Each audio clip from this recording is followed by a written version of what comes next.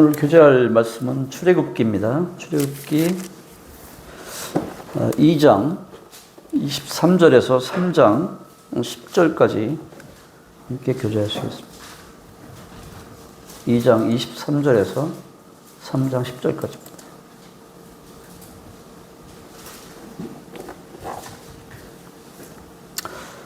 제가 먼저 읽겠습니다.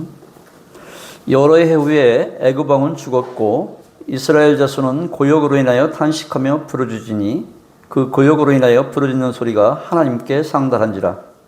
하나님이 그 고통 소리를 들으시고 아브라함과 이삭과 야곱에게 세운 그 언약을 기억하사 이스라엘 자손을 권념하셨더라.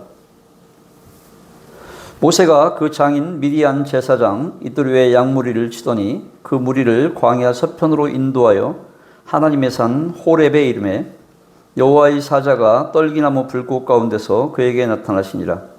그가 보니 떨기나무에 불이 붙었으나 사라지지 아니하는지라. 이에 가로되 내가 돌이켜 가서 이 큰 광경을 보리라. 떨기나무가 어찌하여 타지 아니하는고 하는 동시에 여호와께서 그가 보려고 돌이켜 오는 것을 보신지라. 하나님이 떨기나무 가운데서 그를 불러 가라사대 모세야 모세야 하시매 그가 가로되 내가 여기 있나이다. 하나님이 가라사대 이리로 가까이 하지 말라. 너의 선 곳은 거룩한 땅이니 내 발에서 신을 벗으라. 6절부터 10절까지 같이 읽을게요. 또 이르시되 나는 내 조상의 하나님이니 아브라함의 하나님, 이삭의 하나님, 야곱의 하나님이니라. 모세가 하나님 배웠기를 두려워하여 얼굴을 가리우매 여호와께서 가라사대 내가 애굽에 있는 내 백성의 고통을 정령히 보고 그들이 그 간역자로 인하여 부르짖음을 듣고 그 우고를 알고 내가 내려와서 그들을 애굽인의 손에서 건져내고 그들을 그 땅에서 인도하여 아름답고 광대한 땅, 젖과 꿀이 흐르는 땅, 곧 가나안 족속, 헷 족속, 아모리 족속, 브리스 족속, 휘 족속, 여부스 족속의 지방에 이르려 하노라. 이제 이스라엘 자손의 부르짖음이 내게 달하고 애굽 사람이 그들을 괴롭게 하는 학대도 내가 보았으니 이제 내가 너를 바로에게 보내어 너로 내 백성 이스라엘 자손을 애굽에서 인도하여 내게 하리라. 이거 잘 아시는 본문 같은데 오늘 하나님께서 모세를 부르시는 그런 장면을 함께 교제하십니다. 여러분 구약 성경에서 그 가장 위대한 인물을 꼽으라고 하면은 여러 사람이 있겠지만 아마도 많은 인물 중에 이 모세라고 할 수 있을 것입니다. 그것은 비단 저 개인만의 생각이 아니라 성경에서도 그렇게 증거하고 있습니다. 신명기 34장 10절에 보면 이런 말씀이 있습니다. 그 후에는 이스라엘의 모세와 같은 선지자가 일어나지 못하였나니 모세는 여호와께서 대면하여 아시던 자요. 이렇게 되어 있습니다. 대면하여 알았다는 것은 친밀한 가운데 하나님과 있었다는 거거든요. 모세에 대한 성경의 평가입니다. 그러나 여러분 모세가 모세 될 수 있었던 것은 모세 자신이 유대하거나 본래부터 훌륭한 사람이기 때문이 아니라는 것을 우리는 성경을 통해서 알게 됩니다. 하나님이 모세를 이끌어 가시고 훈련시키시고 교육시킨 그 결과로 모세가 될 수 있었다는 것입니다. 그래서 고린도서 15장 10절에 보면 사도 바울이 이런 고백을 합니다. 나의 나 된 것은 하나님의 은혜로 된 것이니 내가 아니요 오직 하나님의 은혜로라는 사도 바울의 고백이 있습니다. 이처럼 모든 사람의 인생은 하나님께서 훈련시키신다는 것입니다. 특히 성도의 경우에는 더욱더 그러합니다. 아브라함과 모세와 다윗을 훈련시키신 그 하나님께서 오늘날 저와 여러분들도 우리의 삶도 하나님께서 섭리하고 계시다는 것입니다. 점점 믿음의 시간들이 더해지면서 사실 더욱더 절실하게 이렇게 인정하게 되는 것, 고백하게 되는 것이 바로 하나님의 주권에 대한 부분인 것 같습니다.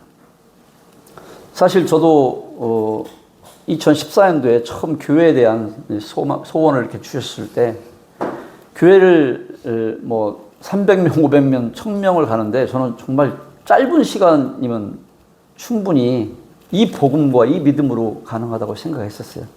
근데 그렇지 않다는 것을 최근에 들어서 더욱더 하나님께서 이렇게 많이 보여주시는 것, 하나님께서 하셔야 된다는 것을 알려주시는, 오늘 본문은 사실은 하나님께서 내가 하겠다고 지속적으로 말씀하고 계시는 걸 볼 수 있습니다.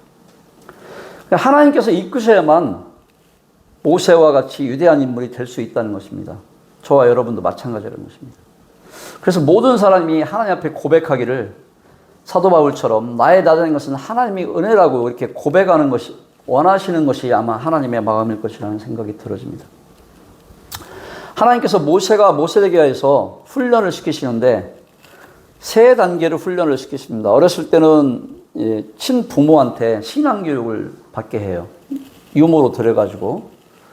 그 다음에 좀 이게 청년기에는 좀 자라서는 마치 그 어릴 적 신앙교육을 받은 것은 디모데가 그 외조모 로이스와 어머니 유니게한테 받은 것처럼 신앙교육을 받고, 또 세상에서는 또 바로의 궁정에서 이 애굽의 온갖 그 훌륭한 교육들을 왕자로서 최상의 교육을 받게 하십니다.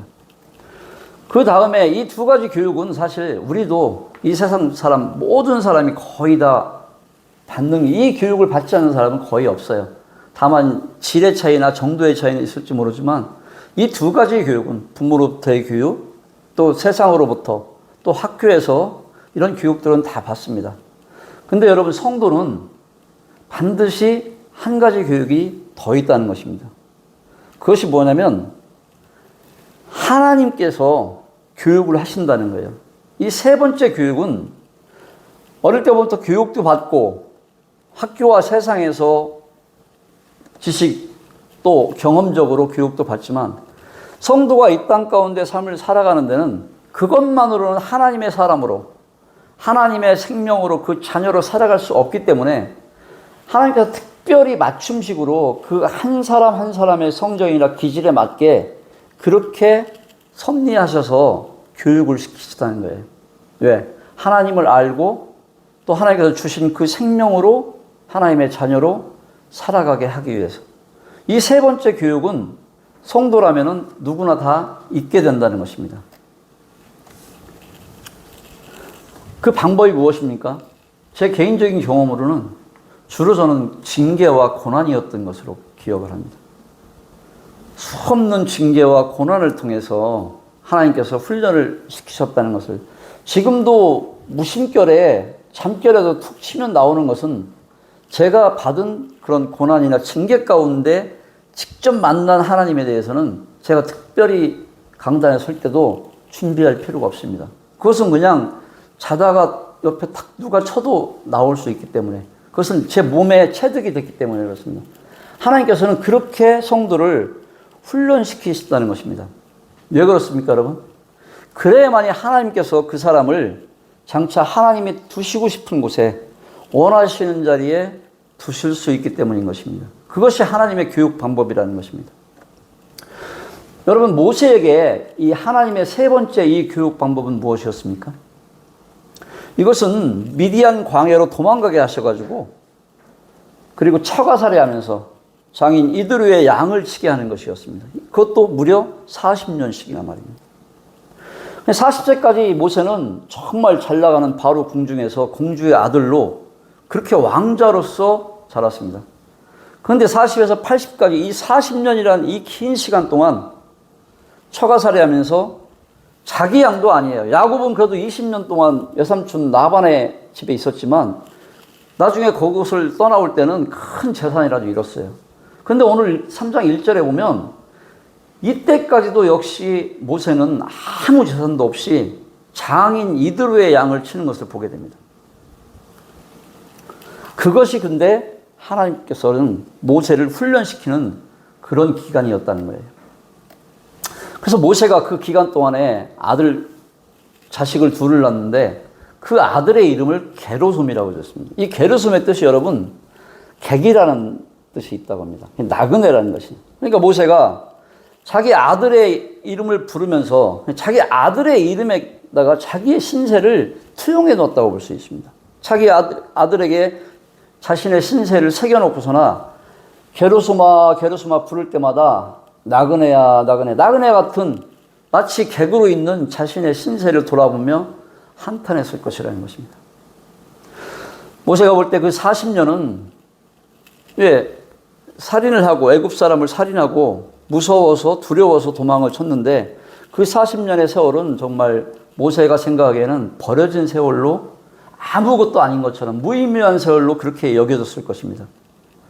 하지만 여러분, 하나님께서 보실 때는 그 40년이라는 세월이 모세에게는 꼭 필요한 시간이었다는 것입니다.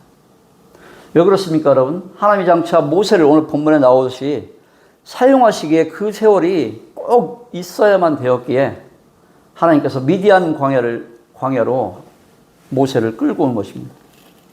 여러분, 미디안 광야라는 것은 애굽에서 시내 광야가 있고 바란 광야가 있고 그다음 미디안 광야인데, 이 미디안 광야라는 것은 실제로 멀리도 있지만 이 표현을 쓸 때는 애굽에서 가장 멀리 도망갔다는 것입니다. 그러니까 두려워서 가장 먼 곳 미디안 광야로 모세가 피신해 있었던 것입니다. 근데 그것이 사실은 하나님께서 그렇게 모세를 그러한 환경 가운데 섭리하셔서 몰고 가셨다는 것입니다. 40년 동안 하나님께서 모세를 훈련시키는 첫 번째 하신 일이 여러분 무엇입니까? 저는 모세를 죽이는 거였다고 생각합니다. 하나님의 일을 자기 힘으로 못하도록 하시고 또 온유함으로 하고 엎드려 기도하게 하시려고 하나님이 모세를 낮추셨다는 것입니다. 모세의 자아를 죽인 것입니다. 모세는 왕자로서 왕궁에 자랐기 때문에 그 학식이 아마 대단했을 것입니다. 또 애굽 사람을 쳐 죽일 정도로 그 용맹도 아마 있었을 것입니다. 또 왕자로서의 지위도 있었어요. 그 모든 것들을 낮아져서 죽을 때까지 하나님께서 40년을 기다리셨다는 것입니다. 모세를 40년 동안 훈련하셨다는 것입니다. 그 40년의 생활은 이스라엘 백성을 가나안 땅으로 이끌기 위해서 그 현장 광야에서 40년 이스라엘 민족이 광야길을 유랑하지 않습니까? 실제 그 현장에서 하나님께서 마치 예행 연습하듯이 그렇게 그 현장에서 모세를 훈련시키셨다는 것입니다. 모세가 장차 할 일이 여러분 무엇입니까? 다 알다시피 우리 이스라엘 백성을 애굽에서 끄집어내서 가나안 땅으로 데려가는 것입니다. 근데 그 현장인 광야에서 하나님께서 그 고집센 양들을 데리고 양을 치면서 그런 훈련을 시키셨다는 것입니다. 그 당시에 이스라엘 백성은 여러분 마치 짐승처럼 고집이 셌던 겁니다. 말도 안 듣고 또 미리 하나님께서 이 40년 동안 이스라엘 민족과 같은 말 안 듣는 양들을 광야로 끌고 다니게 하시면서 자기가 장차 할 일을 이렇게 연습하도록 훈련시키셨다는 것입니다. 근데 하나님께서는 여러분 모세에게 장차 네가 무엇을 할 거라고 얘기해 주시지 않았기 때문에 그걸 얘기만 해줬어도 아마 모세가 자기의 신세를 아들을 게르솜이라고 져가지고 나그네야 나그네야 하면서 그렇게 한탄하며 지내지는 않았을 텐데 하나님께서는 그렇게 하시지 않습니다. 우리도 마찬가지입니다, 여러분. 하나님께서 우리를 이끄실 때는 미리 알려주시지 않는다는 것입니다. 하나님은 그냥 끌고 가시는 겁니다. 그러니까 우리는 믿음으로 그 하나님의 인도하심을 우리는 따라가는 것입니다. 그러니까 오늘 본문은 하나님께서 40년 동안 모세의 훈련을 다 마치시고 그 교육이 훈련이 끝날 즈음에 있었던 두 가지 사실을 증거하고 있습니다. 2장 23절에서 25절은 하나님께서 모세를 부를 당시에 소명을 주실 당시에 이스라엘 백성의 상황이 어땠는지를 지금 증거하고 있습니다. 그 다음에 3장 1절에서 10절은 하나님께서 모세를 부르시는 장면입니다.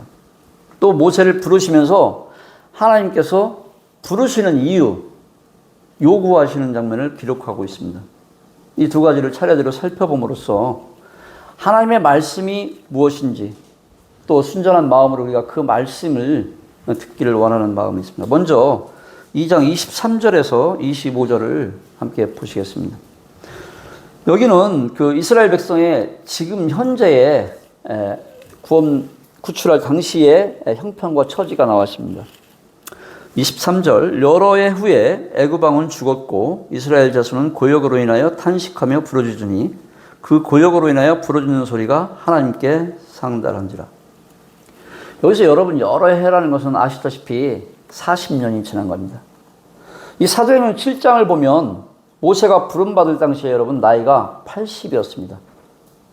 그렇게 나와 있습니다. 모세가 80이 되었을 때 하나님께서 모세를 부르시기로 작정하셨는데 그 당시에 이스라엘 백성의 모습을 23절은 이렇게 표현하고 있는 거예요. 여러 해에 애굽 왕은 죽었고 이때 여러분 애굽 왕은 두트모스 3세가 죽고 아멘호텝 2세 그 모세가 출애굽 당시에 상대했던 그 대결했던 그 바로 왕이 바로 이 아멘호텝 2세입니다. 이 두트모스 3세가 지금 죽었다는 겁니다. 그래서 두트모스 3세가 그렇게 혹독하게 이스라엘 백성을 그 고역으로 핍박했는데 그 두트모스 3세가 죽으니까 이스라엘 백성들은 여러분 어떻게 생각했겠어요? 아 이제 새로운 왕은 우리한테 선왕보다 자기들의 형편이 좀 나아질 걸로 자기들의 그 노역이 좀 감해질 걸로 이렇게 생각을 했을 것입니다.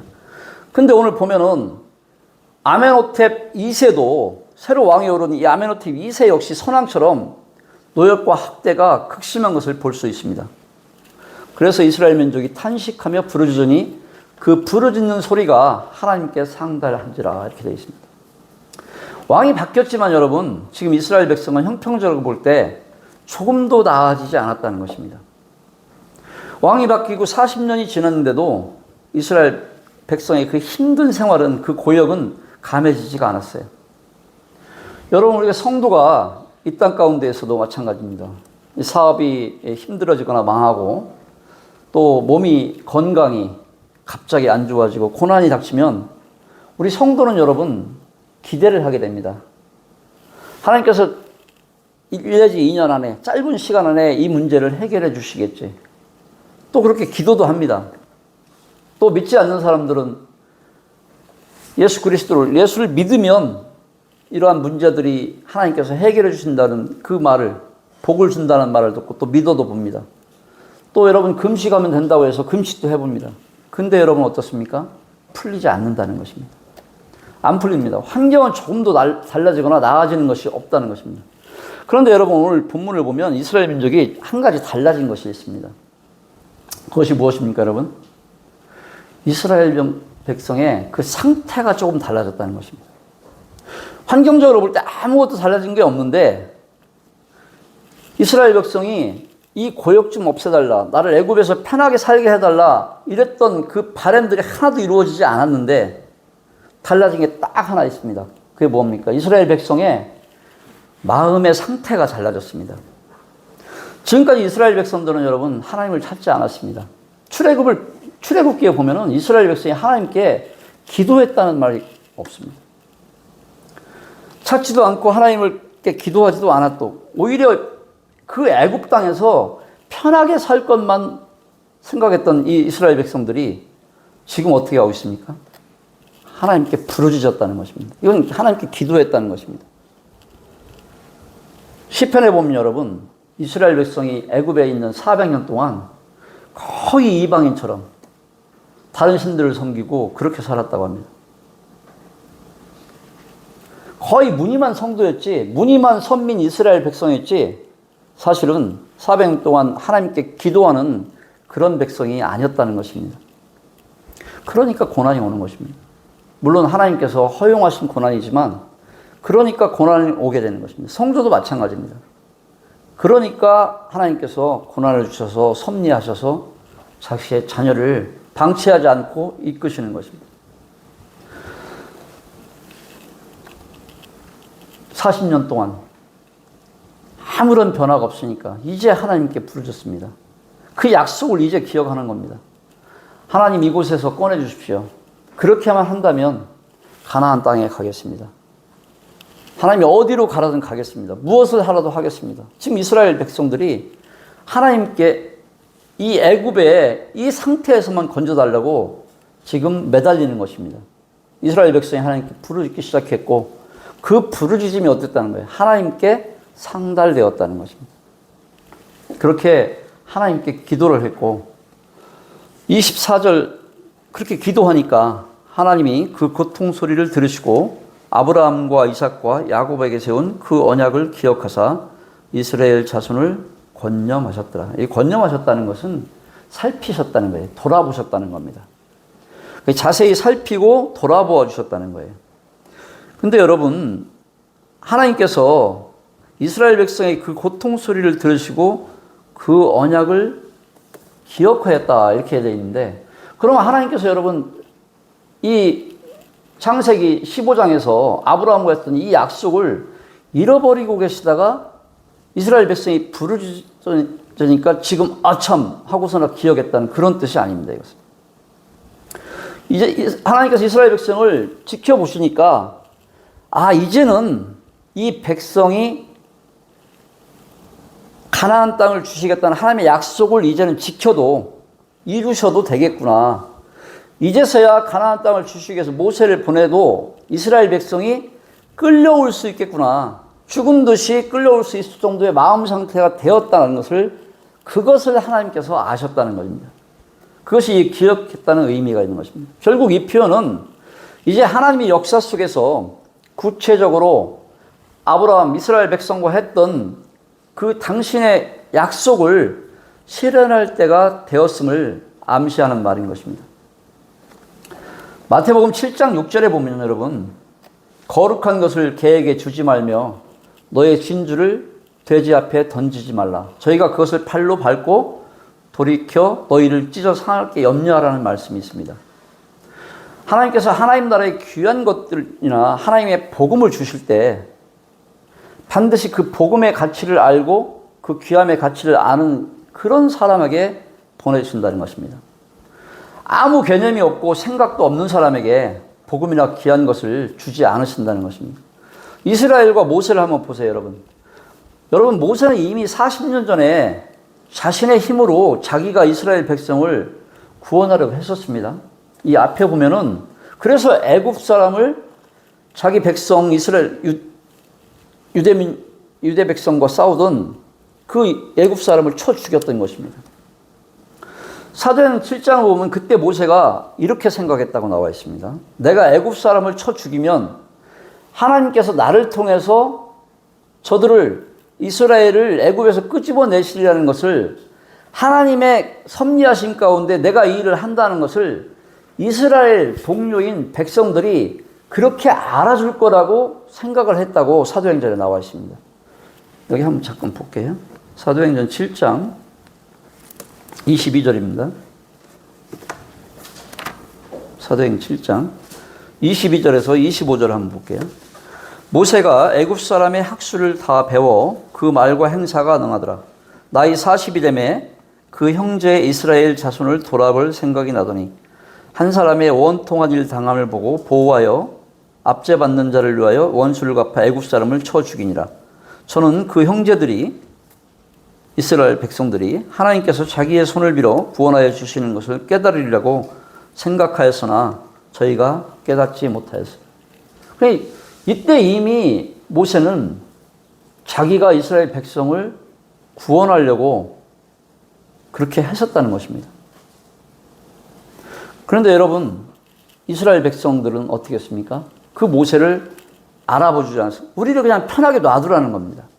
자기를 구원해 주기를 이스라엘 백성은 이때 간절히 원하지 않았어요. 뭐라고 했습니까?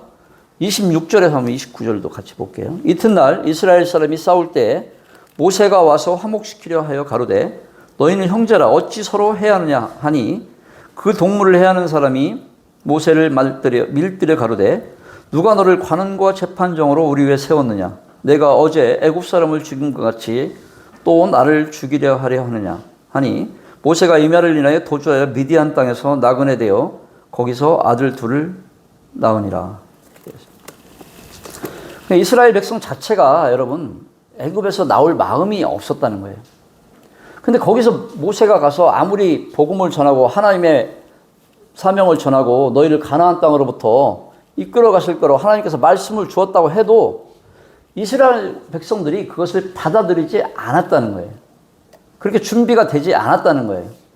그것이 바로 오늘 마태복음 말씀에 개한테 거룩한 것을 주고 돼지한테 진주를 던지지 말라는 것입니다. 그렇기 때문에 오늘 3장에서 모세를 부르시기 전에 하나님께서 먼저 이스라엘 백성에게 고난을 허락하신 것입니다. 그 고난을 통해서 모세를 미디안 광야에서 양을 치면서 출애굽을 할 수 있는 그러한 소양을 갖추게 하셨듯이 또 모세를 낮추셨듯이, 왜 40년 전에 모세는 왕자로서 지식과 용맹으로서 자기의 힘으로 이스라엘 민족을 구출하라고 했지만 살인자로 몰렸지 않습니까? 그래서 한없이 낮추시는, 한쪽에서는 그렇게 준비를 하시면서 또 이스라엘 민족한테는 고난을 허락하셔가지고 또 그 바로 왕의 핍박을 통해서 이스라엘 민족의 마음을 이렇게 낮추시는 일을 동시에 고역을 통해서 이렇게 하셨다는 것입니다. 여러분, 하나님께서 모세를 지금 보내실 때 이스라엘 백성의 상태는 지금 어떻습니까? 고난 덩어리였습니다. 고난 가운데서 자기를 구원해줄 그 구원자를 이제는 간절히 바라고 있었다는 것입니다. 그러니까 그때서야 비로소 하나님께서 모세를, 이스라엘 백성을 돌아보시고 모세를 그곳으로 보내주셨다는 것입니다. 이것은 여러분, 모세와 비단 이스라엘 백성이 경험한 그런 것이 아닙니다. 세상에서 믿지 않는 사람들을 하나님의 교회 안으로 이렇게 인도하시는 방법도 마찬가지일 것이라는 생각이 들어집니다. 저 역시 사실 마찬가지였습니다. 처음부터 복음 전도자를 보내고 아무리 말씀을 증거해도 여러분, 그 말씀이 복음이 들어가지 않는 것입니다. 준비가 돼 있지 않으면, 그 마음이 교만한 상태에 낮아져 있지 않으면 말씀이 들어갈 틈이 없는 겁니다. 세상이 지금도 좋고 평안하고 나 혼자서 모든 걸 다 할 수 있는데 제발 나를 좀 관두라고 이렇게 얘기하는 것입니다. 지금 복음 밖에 있는, 교회 밖에 있는 대부분의 사람들이 그렇다는 것입니다. 그러면 하나님께서 예정 안에 든 자기 백성들을 여러분, 교회로, 하나님의 은혜 안으로 끌어들이는 방법이 무엇입니까? 그것은 오늘 본문에 나와 있습니다. 의외로 간단한 것입니다. 먼저 모세를 보내지 않고 고난을 먼저 보낸다는 것입니다. 자식 문제든지, 저처럼 사업을 망하게 하든지, 아니면 건강 문제든지, 집안이 풍지박산날 정도로 큰 고난, 큰 어려움을, 그것을 생기게 한다는 것입니다. 이 일에 있어서는 큰 예외가 별로 없어 보입니다. 우리가 구원받고 간증하는 분들의 대개 경우를, 간증을 들어보면 그 개인의 성품이나 기질에 따라 하나님께 다 다르게 다루시지만 거의 유사합니다. 하나님께서 이렇게 사람의 마음을 낮추시는, 부드럽게 하시는, 기경하시는 일부터 시작하신다는 것입니다. 하지만 어려움이 생기고 고난이 온다고 모든 사람이 또 하나님께 돌아오는 것도 아닙니다. 하지만 여러분, 고난이 여러 번 반복되다 보면, 저 역시 마지막 그것만 얘기하지만 사실은 그 전 단계들이 많았을 것입니다. 근데 그때까지는 첫 번째 고난, 두 번째 고난으로는 사람들이 쉽게 움직이지 않습니다. 그래서 고난이 계속해서 보다 보면, 밀려오게 되다 보면, 반복되다 보면 조금씩 사람의 마음이, 그 교만이 깎여지는 것입니다. 그래서 그렇게 마음이 조금씩 낮아지게 한 다음에, 그때 하나님께서 가장 적절한 그 시대의 모세, 그 시대의 복음 전도자를, 하나님의 말씀을 증거하는 사람을 보내신다는 것입니다. 그때 복음을 전하면 그 교만했던 사람의 마음이 이제 어떻게 됩니까? 아, 그렇구나 하면서 말씀 밑으로 들어가게 되는 것입니다. 저는 간증을 하게 되면 정말 믿지 못할 정도로 단번에 믿어진 케이스입니다. 하나님께서 강압적으로 밀고 들어오신 케이스입니다. 창세기가 새빨간 거짓말이고 이수보아라고 그렇게 항변했던 제가 단 1시간의 교제만으로 성경 전체가 다 믿어졌다는 것이, 여러분 믿어지십니까? 믿어질 수가 없는 일이 하나님께서 섭리하셔서 제 자신을 낮추셔서 그렇게 믿어지는 거기까지, 말씀 밑으로 제가 들어갈 수 있는 거기까지 하나님께서 이미 다뤄놨다는 것입니다. 그렇게 되면 여러분, 하나님께 기도하게 되고 하나님께 나오는 것입니다. 여러분, 이것은 구원받을 경우나 구원받은 이후에 성도의 삶에서나 똑같은 믿음의 원리로 보여집니다. 저는 그렇다고 생각합니다. 구원받은 이후에도 계속해서 이런 일들의 반복이었습니다. 고난이 오고 또 형편이 좀 나아지면 마치 사사기에서 이스라엘 백성들이 우상을 숭배하고 하나님과 멀어지게 되면 하나님께서 이방 민족들을 데려다가 자기 백성을 다루셨듯이 계속 이 일의 반복인 것입니다. 성도의 삶도 마찬가지. 이것이 바로 여러분 믿음의 큰 원리라는 것입니다. 우리는 여러분 이스라엘 백성을 다루시고 모세를 섭리하시는 오늘 본문에서 아주 중요한 교훈을 얻게 됩니다. 물론 다 경험하셨겠지만 우리가 여러분 가장 이 땅 가운데 살면서 가장 지혜롭고 현명한 성도가 저는 말씀만 듣고도 하나님께서 우리 안에 있는 성령을 통해서 계시하시고 인도하심만 감지하고도 즉시 순종하는, 말씀만 듣고도 하나님의 뜻에 즉시 순종하는 이 성도가 저는 가장 복되고 현명한 성도라고 보여집니다. 그러면 여러분 큰 고난, 큰 고통 아마 훨씬 적을 겁니다. 아마 기질에 따라서는 거의 없을 수도 있을 것입니다. 그 정도로 말씀만 듣고도 하나님 말씀을 통해서 우리 가운데 역사하시지 않습니까? 말씀만 듣고도 또 우리 안에 있는 성령을 통해서 살짝만 인식을 주셔도 그것을 감지하고 순종하게 된다면 저는 그 성도가 가장 현명한 성도라고 그렇게 생각이 들어집니다.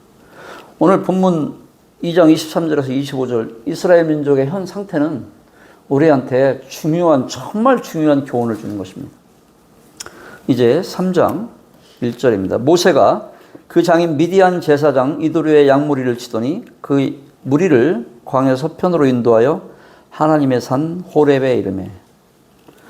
아까 말씀드렸듯이 미디안 광야는 여러분 애굽에서 가장 멀리 있는 광야입니다. 근데 이제 거기서 이런 광야들을 목초지를 따라서 바란 광야에서 시내 광야까지 이렇게 그 먼 길을 이렇게 양떼를 몰고 모세가 왔던 거예요. 이게 굉장히 먼 길인데 시내 광야까지 이제 와서 그 하나님의 산 호렙은 이 시내 광야에 있는 산입니다. 이 산의 이름이 호렙이고 시내 산이라는 것은 여러분 시내 산맥을 얘기하는 걸 겁니다. 아마 시내 광야에 있는 시내 산맥에 있는 그 중에 남쪽에 있는 한 산이 호렙산인데 이 산이 왜 하나님의 산이냐면 모세가 출애굽을 하기 전에 오늘 본문에서 하나님이 이 산에 나타나셔서 현현하셔가지고 모세에게 소명을 주셨고 또 출애굽 후에 이 산에서 모세가 율법을 얻습니다.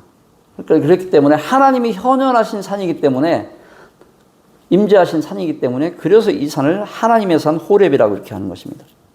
근데 여기 보면 여러분 이드로의 양무리를 치더니 이때까지도 모세는 장인의 양을 쳤다는 것입니다. 그리고 지금 모세가 하나님의 소명을 받는 이 시점이 여러분 어떻습니까?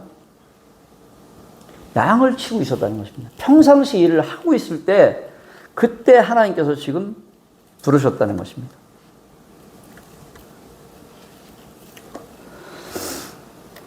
여러분 모세뿐만이 아닙니다. 다윗도 어떻습니까? 다윗도 사무엘 선지자 가서 기름 부으려고 갔을 때 다윗은 여러분 평상시와 똑같이 일상적인 일에 양을 치고 있었습니다. 12사도도 마찬가지입니다. 그물을 깁고 고기잡이를 할 때 여기서 우리는 중요한 교훈을 또 한 가지 받습니다. 우리가 일상적인 일에 있을 때 하나님께서는 그때 부르신다는 것입니다. 우리가 작은 일들에 교회에서 보이지 않는 작은 일들에 전념하고 있을 때 그래서 그 일들을 직장이든 어디든 우리가 하나님의 자녀로서 하나님의 일을 하듯이 성실하게 해야 될 필요가 있는 것입니다. 하나님은 그때 평범한 일상 가운데 일상적인 일을 하고 있을 때 거의 성도를 부르시는 것을 볼 수 있습니다. 2절입니다. 여호와의 사자가 떨기나무 불꽃 가운데서 그에게 나타나시니라. 그가 보니 떨기나무에 불이 붙었으나 사라지지 아니하는지라. 이에 가로되 내가 돌이켜 가서 이 큰 광경을 보리라. 떨기나무가 어찌하여 타지 아니하는고 하는 동시에. 여기서 여호와의 사자라고 하는 것은 여러분 하나님의 현현하신 모습입니다. 그러니까 성육신 하기 전에 예수 그리스도 주님으로 하나님으로 보시면 여호와로 보시면 되겠습니다. 여러분 떨기나무는 이 시내 광야에 많았다는데 우리는 일종의 가시덤불 정도로 생각하면 돼요. 그냥 불 내면은 수가 확 타올라가지고 불과 2, 3분 몇 분 만에 싹 사라지는 그런 나무랍니다. 떨기나무. 정말 볼품없는 것이죠. 우리가 백향목하고 비교한다면 정말 아주 볼품없는 그런 나무인데 이 나무는 여러분 두 가지를 상징한다고들 합니다. 그러면 이스라엘 백성 노예로 전락해서 핍박받고 메마른 생활을 이 이스라엘 백성을 그 상태를 상징한다고 합니다. 그런데 여러분 이 나무에 거룩하고 전능하신 하나님 여호와 하나님께서 임재하신 것은 그 보잘것없는 지금 핍박받는 사라질 것 같은 노예살이라는 그 이스라엘 백성 위에 머물러 있던 이 고통을 끊고 하나님께서 구원하셔가지고 해방과 기쁨을 제공하셨다는 것, 그것을 그 의지를 반영하는 큰 계시의 사건이었던 것입니다. 여러분 이 떨기나무는 또 모세를 상징한다고도 합니다. 나이 80이 되도록 자기 재산, 자기 양 한 마리 없이 장인의 양을 치고 있는 이 모세의 현 상황을 상징한다고 합니다. 모세든 이스라엘 백성인 여러분, 그 가운데 보잘것없는 떨기나무에 하나님의 임재가 계시면 불이 꺼지지 않듯이 그 가운데 하나님이 함께 하시면 하나님이 임재하시면 마치 떨기나무에 불이 붙어서나 타서 사라지지 않듯이 이스라엘 백성이 여러분 노예 생활하면서 그토록 심한 고난 중에도 그 백성이 없어지지 않았잖아요. 흩어져 사라지지 않았어요. 또 40년 전에는 하나님 없이 혼자서 용맹과 세상의 지혜를 모두 갖춘 왕자로서 있는 모세도 아무것도 할 수 없었는데 하나님이 함께 하시면 하나님의 일을 감당할 수 있다는 것을 지금 오늘 본문에 이 떨기나무가 타지 않는 것은 그것을 지금 보여준다고 볼 수 있겠습니다. 5절 하나님이 가라사대 이리로 가까이 하지 말라. 너의 선 곳은 거룩한 땅이니 내 발에서 신을 벗으라. 지금 하나님께서 모세가 돌아오는 걸, 모세가 이제 떨기나무가 타서 없어지지 않고 있으니까 다시 돌아오는 것을 동시에 하나님이 보시고 하나님께서 모세를 부르십니다. 모세야 모세야 내가 여기 있나이다. 근데 여러분 저는 이 모세의 대답이 모세야 모세야 부를 때 내가 여기 있나 이 대답이 왠지 이렇게 힘이 없이 이렇게 들려요. 저는 그랬어요. 모세가 이제 옛날에 40세 때에 혈기왕성하고 또 신분적으로나 왕자 또 세상에 있는 모든 것을 누리고 있을 때 그때 모세가 아니고 지금 도망자 신세가 돼서 살인자로서 누명을 쓰고 도망자 신세가 돼서 40년 동안 광야에서 양치기를 하면서 한없이 낮아진 이 모세의 이 겸손한 모습, 교만이 사라진 이런 것들이 내가 여기 있나이다에 표현되어 있지 않나 이렇게 저는 들렸습니다. 하나님께서 모세에게 그런 모세에게 내 발에서 신을 벗으라 이렇게 말씀하십니다. 하나님께서는 모세에게 지금 경배의 표시로 신을 벗으라고 하고 있는 것입니다. 이것은 여러분 여호수아 5장 15절에 보면 여호수아에게도 똑같이 하나님께서 그렇게 말씀하셨어요. 여기서 신발은 여러분 인간의 타락된 품성과 행위를 상징합니다. 즉 죄악된 장소를 두루 다니고 죄 가운데 거했던 그 더러운 신발에는 온갖 것들이 끼어 있기 때문에 그 신을 신은 채로는 하나님의 임재가 있는 그 거룩한 땅을 밟을 수 없는 것입니다. 여러분 옛날에도 한번 말씀드린 적이 있지만 여러분이 회사 취업할 때 쓰는 이력서 있지 않습니까? 이 이력서의 이자가 신발 이자입니다.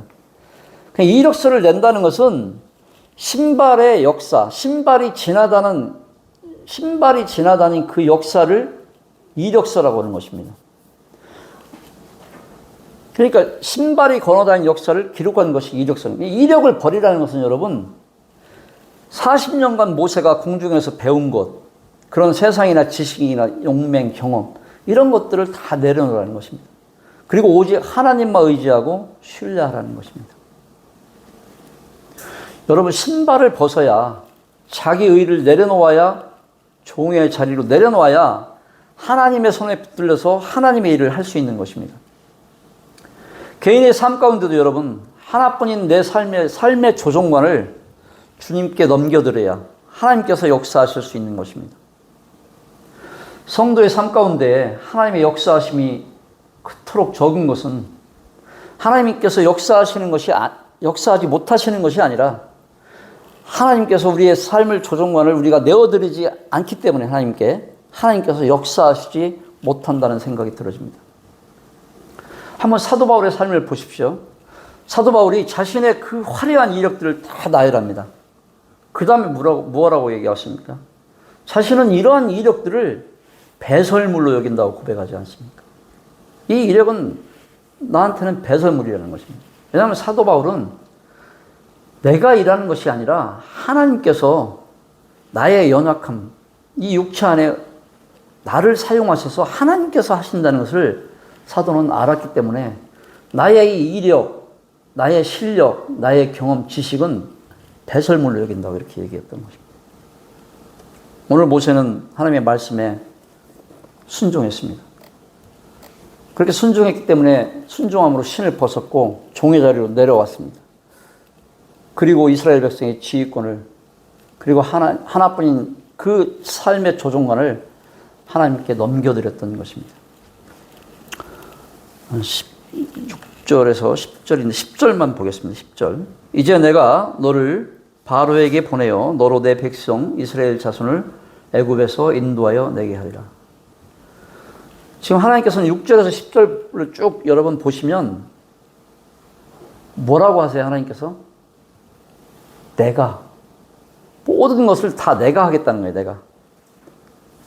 7절에 보면 여호와께서 가라사대 내가 애굽에 있는 내 백성의 고통을 정령히 보고, 그리고 8절에도 보면 내가 내려와서 9절 이제 이스라엘 자손의 부르짖음이 내게 달하고 애굽 사람이 그들을 괴롭게 하는 학대도 내가 보았으니 이제 내가 너를 바로에게 보내요. 하나님께서 여러분 지금 뭐라고 해요? 내가 하겠다는 거예요. 내가. 다만 내가 너 모세를 통해서 너를 보내서 내가 하겠다는 것입니다. 지금 이스라엘 백성의 상황이나 지금 모세에 부르시는 상황, 모세가 요구하는 걸 보세요. 하나님께서는 모세한테 하라고 지금 얘기하시는 거 없습니다. 내가 하겠다는 겁니다. 여러분, 성도인 우리의 삶도 마찬가지일 것입니다. 우리의 가정이나 자녀, 여러분 우리가 다 책임 못 집니다. 우리 앞에 놓여있는 숱한 문제들 우리가 다 해결 못합니다. 여러분, 40살 때 모세가 그랬듯이 우리 자신이 해결하려고 하면 할수록 문제는 더 꼬이고 절망감만 남게 되는 것입니다. 여러분, 믿음 안에서 정말 고상하고 우리는 그런 존재입니다. 그렇기 때문에 거룩한 소원들을 가지십시오. 개인적으로 많이 가질수록 저는 크게 가질수록 좋다고 생각합니다. 하지만 그 소원들을 여러분들이 이루라고 하지 말라는 겁니다. 신을 벗고 여러분들의 자기의 이력을 모두 내려놓고 그 삶의 조종관을, 여러분의 삶의 조종관을 하나님께 맡기고 우리 안에 있는 주님께 넘겨드리고 하나님께서 역사하실 수 있도록 그렇게 해야 된다는 것입니다. 그것이 오늘 본문에서 우리에게 주는 교훈이라고 생각이 들어집니다. 잠깐 기도하시고 말씀을 마치겠습니다. 기도하시겠습니다. 아버지 하나님, 오늘 주신 말씀을 통해서 불과 잠깐이면 다 없어지는 그 떨기나무에 하나님이 임재하셨을 때 떨기나무에 불이 꺼지지 않듯이 보잘것없는 우리의 인생 가운데 하나님께서 함께 하시면, 하나님이 동행하시면 저희가 모세와 같이 또 여호수아와 같이 하나님의 일들을 또 하나님께 영광이 되는 하나님의 뜻대로 하나님의 뜻을 이룰 수 있는 그런 하나님의 자녀가 될 수 있음을 보게 됩니다. 더욱더 하나님을 의지하고 하나님만 바라고 저의 삶을 하나님께 내어드림으로 우리 가운데 하나님께서 역사하실 수 있는 저희들이 될 수 있기를 간절히 소원합니다. 주신 말씀을 교제케 하심에 감사드리고 우리 주 예수 그리스도의 이름으로 감사하며 기도드립니다. 아멘. 감사합니다.